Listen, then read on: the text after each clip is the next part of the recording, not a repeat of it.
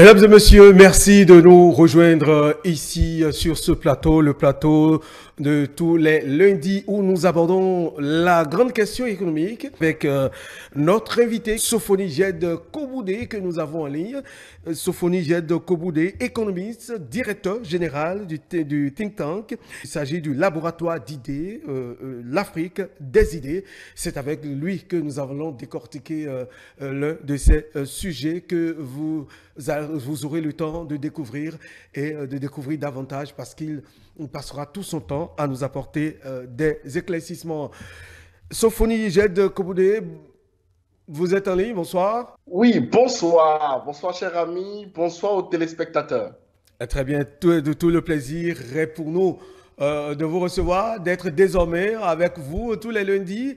Et tout de suite, nous allons aborder la question de la concurrence sur le marché politique et nous intéresser avec vous de ses conséquences sur l'économie. Est-elle bonne pour l'économie? Qu'est-ce que cela apporte de bien à l'économie? Nous allons en parler. Et tout de suite, Sophonie Jed Koboudé, alors quand on parle de concurrence sur le marché politique, qu'est-ce qu'on peut y comprendre? Merci beaucoup pour cette très belle question. Effectivement, ça peut paraître très curieux de parler de concurrence sur le marché politique. Même l'idée de marché politique est une idée neuve, parce qu'en général, on réserve le mot marché pour le champ économique. Mais cela vient simplement d'une idée au fond très simple, qu'il n'y a pas le monde, la société politique d'une part et le monde économique d'autre part. C'est deux mondes qui s'interpénètrent, qui se conjuguent, qui s'auto-alimentent et qui, évidemment, entretiennent des passerelles. Donc, au fond, parler de la concurrence sur le marché politique est au fond très fondamental.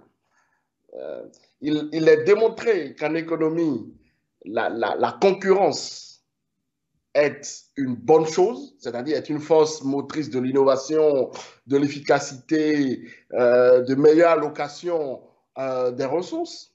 Et la question qui se pose, c'est est-ce que cette concurrence, ce concept, est aussi valable sur le marché politique? Si la concurrence est une bonne chose sur le champ économique, est-elle une bonne chose sur le marché politique? Voilà la question, la question fondamentale. Alors, l'autre question qu'on se pose, mais comment est-ce que cette concurrence s'exprime-t-elle sur le terrain? Eh bien, elle s'exprime de façon, au fond, assez simple. Hmm. Euh, la concurrence s'exprime, euh, au fond, par la diversité des idées, des offres politiques et même des partis politiques et même des candidats. C'est fondamental parce que c'est la concurrence entre partis politiques et candidats qui oblige les acteurs à se surpasser, à, au fond, proposer des programmes innovants, à répondre aux besoins des citoyens, etc. etc. Donc, le, un marché politique concurrentiel crée un environnement où les idées, les politiques sont testées, sont adaptées, etc., etc. Parce que ce n'est pas simplement un simple affrontement entre individus ou partis. C'est un mécanisme qui favorise, si vous voulez, la responsabilité, la transparence et même l'innovation dans les idées. Mm. En Afrique, comment est-ce que la concurrence s'est exprimée?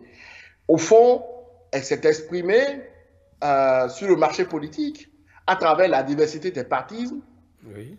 L'existence d'élections multipartites, la montée en puissance des mouvements citoyens.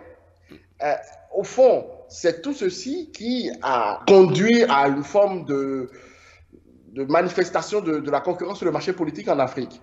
On a l'exemple du Ghana, qui, avec le retour du multipartisme dans les années 90, s'est lancé dans une alternance politique pacifique entre les différentes parties du pays. Même le Bénin, après notre Fameuse conférence conférence. des forces, à la fameuse conférence, en effet, Yeah. on a vu que on est rentré dans une ère où, au fond, il y a une alternance qui se passe plus ou moins bien, avec des partis qui proposent des choses différentes, etc., etc. Donc, cette concurrence a non seulement renforcé la légitimité du processus démocratique, mais a également poussé les dirigeants à mettre en œuvre des réformes pour, par exemple, attirer les investissements étrangers, à stimuler la croissance.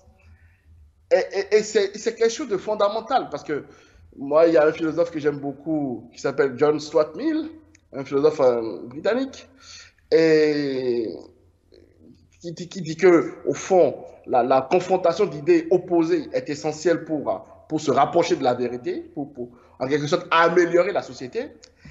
Eh bien, ce qui permet précisément cette confrontation d'idées, c'est la concurrence sur le marché politique. Et c'est ce qu'il faut préserver dans nos pays. Et c'est, comment dire, ce qu'il faut entretenir, ce qu'il faut chérir. C'est cela.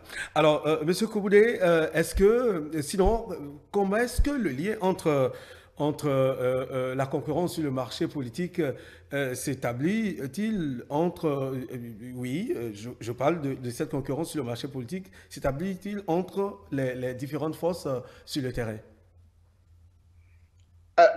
Vous voulez dire comment est-ce que les acteurs même vivent cette concurrence? Cette concurrence et comment est-ce que qu'est-ce que cette concurrence apporte comme plus-value à la croissance économique?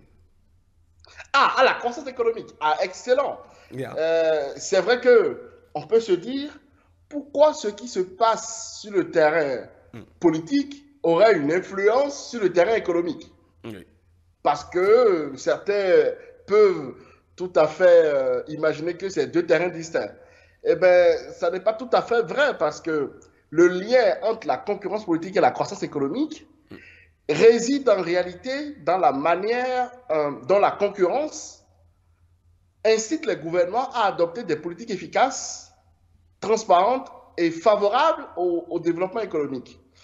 Eh bien, si vous voulez, il y a par exemple un économiste que j'aime beaucoup qui a fait des travaux économétriques dans tous les sens. Il s'appelle Vincent Pons, pour ceux qui veulent regarder après. C'est un chercheur français et il a passé sa vie à étudier avec des modèles économétriques très rigoureux l'effet de l'alternance politique sur les variables économiques. Et qu'est-ce qu'il a montré? En fait, quand on regarde tous les pays du monde, la concurrence politique est associée à une croissance du PIB plus élevée et à une inflation plus faible. Et autre chose, il a même démontré que la concurrence sur le terrain politique conduit à une augmentation de l'investissement et à une réduction du chômage. Alors, on peut se dire, mais quels sont les mécanismes qui peuvent expliquer ces effets positifs? Au fond, c'est très simple.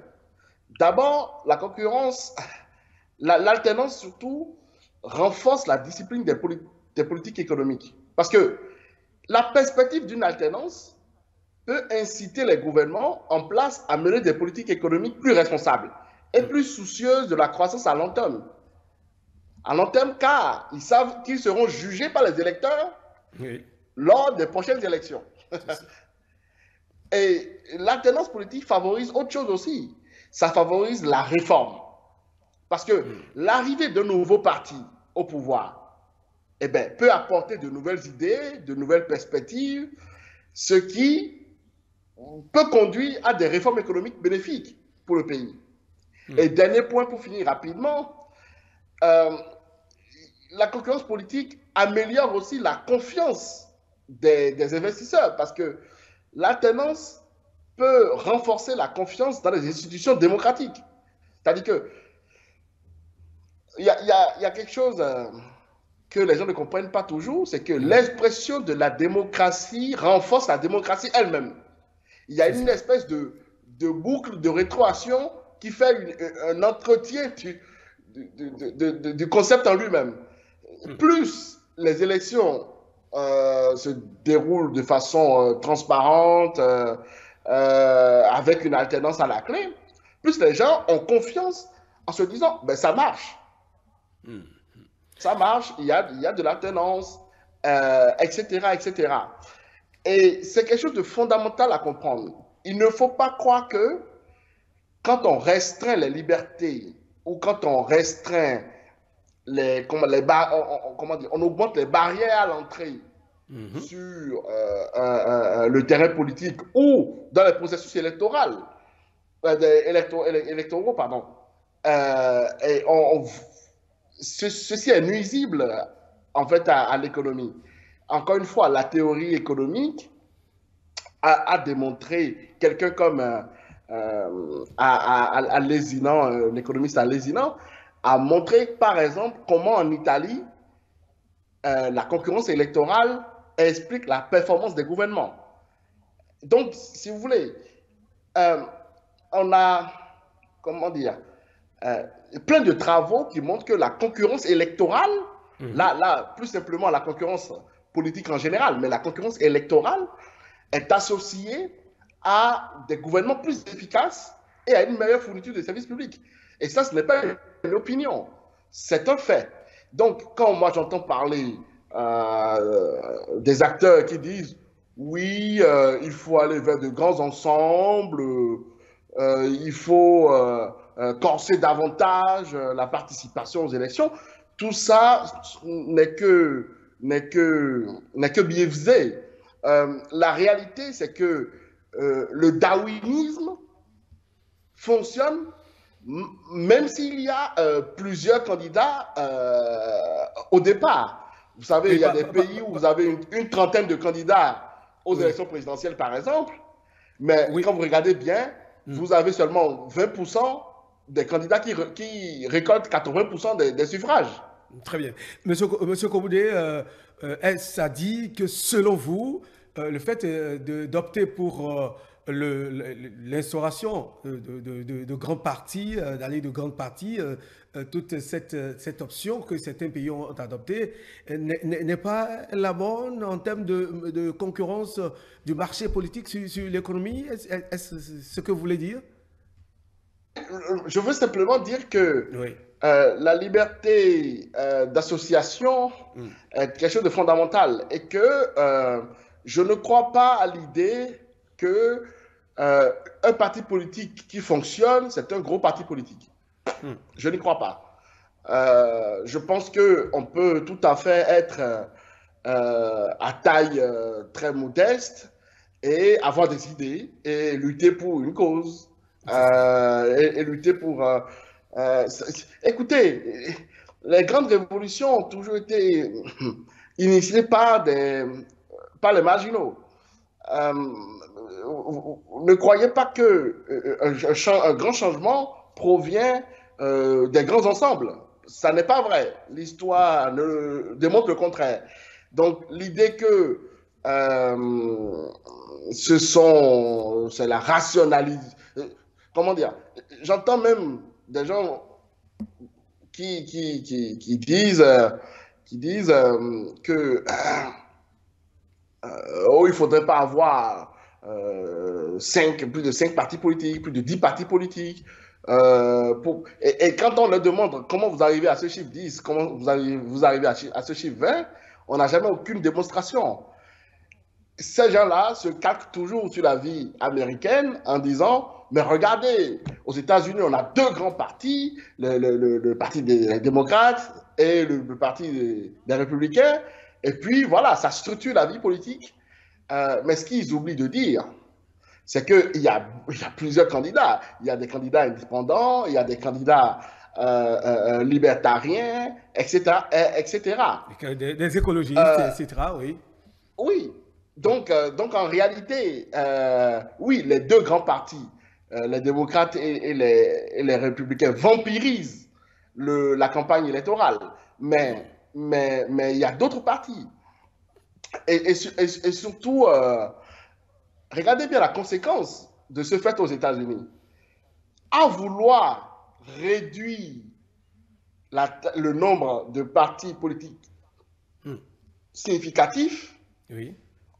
Cela conduit à une extrême polarisation de la société. Et donc, à une société plus violente. D'ailleurs, on l'a vu. Le président Trump a failli été assassiné, a failli être assassiné, pardon, voilà. 2 fois. Donc, si vous voulez, on aboutit toujours comment dire, à des résultats inverses de ce qu'on essaie de mettre en place. Il faut laisser une libre concurrence sur le marché politique. Laisser les sensibilités s'exprimer, laisser le plus de personnes s'exprimer. De toute façon, le darwinisme va opérer au moment des élections. C'est cela. Alors, oui, l'autre question qu'on se pose est de savoir quelles leçons tirer de l'expérience des pays qui ont adopté une forte concurrence du marché politique pour stimuler leur économie, M. Koboulé. Eh bien, c'est une excellente question. Les leçons à tirer de ces pays ayant adopté une forte concurrence politique montrent quoi en réalité? Montrent que l'ouverture et la pluralité sont des facteurs clés non seulement de la stabilité, mais aussi du développement économique. Quand on prend le cas de l'Afrique du Sud post-apartheid, le pays a adopté un système démocratique multipartite après la fin du régime ségrégationniste. Qu'est-ce qui s'est passé? On a une large représentation politique et une concurrence saine. Eh bien, cette transition a non seulement renforcé la confiance des investisseurs, mais a également permis d'introduire des politiques publiques inclusives. Je pense par exemple à la politique de Black Economic Empowerment, qui vise à corriger les inégalités historiques. Une autre leçon importante vient du Sénégal, qui a connu une alternance politique régulière ces dernières années. Prenons le cas de l'Allemagne, où la coalition des différents partis politiques encourage la discussion et l'adoption de politiques économiques équilibrées. Alors, malheureusement, là, le chancelier Olaf Scholz a dissous le gouvernement et donc va relancer les élections. Mais le modèle allemand, où les partis sont obligés de collaborer et de négocier, eh bien, a permis de maintenir une économie forte, donc la première économie européenne, et une économie compétitive. Donc, les investissements dans la formation professionnelle, l'innovation industrielle, les infrastructures modernes sont souvent le résultat de cette coopération compétitive entre acteurs politiques. La notion de coopération compétitive, elle est très importante. Donc, finalement, pour vous répondre, ces exemples montrent quoi? Que la concurrence politique favorise la puissance, la réactivité, l'adaptabilité des politiques économiques, et ce qui évidemment crée un environnement favorable à la croissance. Très bien. Alors, pour résumer, avantages et défis de la concurrence sur le marché de l'économie, ce Koboulé, DG du laboratoire des idées, l'Afrique des idées, qu'est-ce qu'on peut retenir? Alors, je pense que il faut retenir que les deux sphères, la société politique et la société elle-même, s'interpénètrent. Et que la concurrence sur un champ peut avoir un impact sur l'autre champ. Et donc, la concurrence politique présente des avantages notables. Tout d'abord, elle favorise la responsabilité et la transparence, c'est-à-dire que les dirigeants sont constamment surveillés par leurs opposants, ce qui les pousse à rendre des comptes. Et deuxièmement, elle encourage l'innovation et la diversité d'idées. Dans un contexte concurrentiel, chaque parti cherche à proposer des politiques qui se démarquent des autres propositions et qui répondent aux besoins des citoyens. Et puis, troisièmement, comme avantage, la concurrence politique améliore la qualité des politiques publiques, car elle permet de tester différentes approches et d'ajuster celle qui fonctionne le mieux. Parce que quand il y a une politique publique qui ne fonctionne pas, etc., ben, il y a un autre parti politique qui prend le fonctionnement en marche et qui propose d'autres façons de faire. Et comme ça, par essai et erreur et correction, on aboutit à, comment dire, à, à, à un environnement qui est beaucoup plus sain et qui se développe mieux. Donc, encourager et protéger la concurrence politique est crucial, car pour moi, c'est la pierre angulaire de la démocratie et de la croissance économique. Retenez bien, sans concurrence politique, le pouvoir tend à se concentrer. Et Alors, cela oui, allez-y. Allez-y, vers le allez-y. goulag. Et cela mène toujours vers le goulag et l'inefficacité. La pluralité des partis et des idées, c'est notre garantie non seulement de démocratie, mais surtout de bonne croissance économique. Et je vais simplement citer Alexis de Tocqueville, qui est un auteur que j'aime beaucoup. La concurrence politique est le véritable moteur de la liberté. La liberté ne pourra pas être effective si dans la société politique, si la société politique n'est pas concurrente, ne fait pas de la concurrence sa valeur cardinale. Très, très bien. Monsieur Koboudé, alors, au regard de toutes ces explications que vous venez de nous donner, ce qui veut dire qu'il est crucial et important d'encourager la concurrence politique, l'encourager et protéger tout ceci. Absolument. Je pense qu'il faut l'encourager et le protéger au motif de ses avantages. Parce que le fait de libérer les énergies, c'est au fond une idée très simple, c'est de dire que personne n'a la science infuse.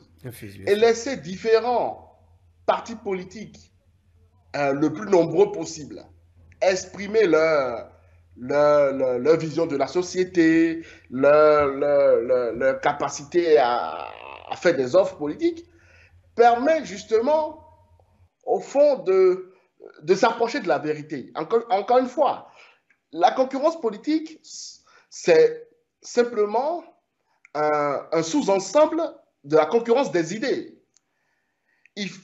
Au fond, on revient à ça. C'est la concurrence des idées qui permet de se rapprocher de la vérité. Encore une fois, qu'est-ce que cela permet? Ça offre aux électeurs un large éventail de choix. C'est-à-dire qu'ils ont la possibilité d'exprimer des préférences politiques diverses. Et donc, cela augmente la probabilité qu'un parti soit légitime. Et puis, la compétition entre les partis politiques encourage, encore une fois, l'innovation et le renouvellement des idées. Très bien. Maintenant, voilà, une dernière question. Et là, puisque nous sommes presque à la fin de notre entretien, est-ce que vous avez fait le constat, le même constat, ou quel constat faites-vous, M. Koboudé, au regard de tout ce qui se passe en Afrique, que cette notion de concurrence sur le marché politique, de ses bienfaits sur l'économie de chaque pays, est-ce que nos dirigeants en Afrique ont internalisé ou compris cette notion? En une minute, s'il vous plaît. Alors, en une minute, ça va être dur. Donc, dans ce cas, je ne vais pas parler de l'Afrique en général, je vais parler du Bénin. Bon, comment dire, on a eu une réforme du système partisan, etc. On a aujourd'hui, et c'est une loi, on a un code électoral aujourd'hui. etc. Tout ça me paraît très bien. Me paraît très bien. Simplement, je note quand même que tout ça ne va pas dans le sens de la plus grande concurrence politique qu'on pourrait avoir, qu'on pourrait espérer. C'est-à-dire que plus il y a de concurrence, mieux c'est. Voilà le principe. Nous allons de toutes les façons, parce que là, j'ai le pressentiment que M. Kobouné est en train de répondre avec beaucoup de réserves. Nous aurons le temps de revenir là-dessus, sur ce tout dernier point. Merci, Sophonie Jed Kobouné. Je rappelle que vous êtes économiste, directeur général du Think Tank. Il s'agit bien du laboratoire des idées, l'Afrique des idées. C'était avec vous qu'on était donc en repérage, vous étiez en repérage de l'autre côté de la diaspora. Nous avons parlé de l'importance du bienfait et de la concurrence sur le marché politique, du bienfait de la concurrence du marché politique sur l'économie des États. Merci d'être déjà de l'autre côté. On se retrouve lundi prochain pour un autre numéro. Merci d'être toujours en notre compagnie depuis le studio. François Xavier en Lim Noumon, Cotonou.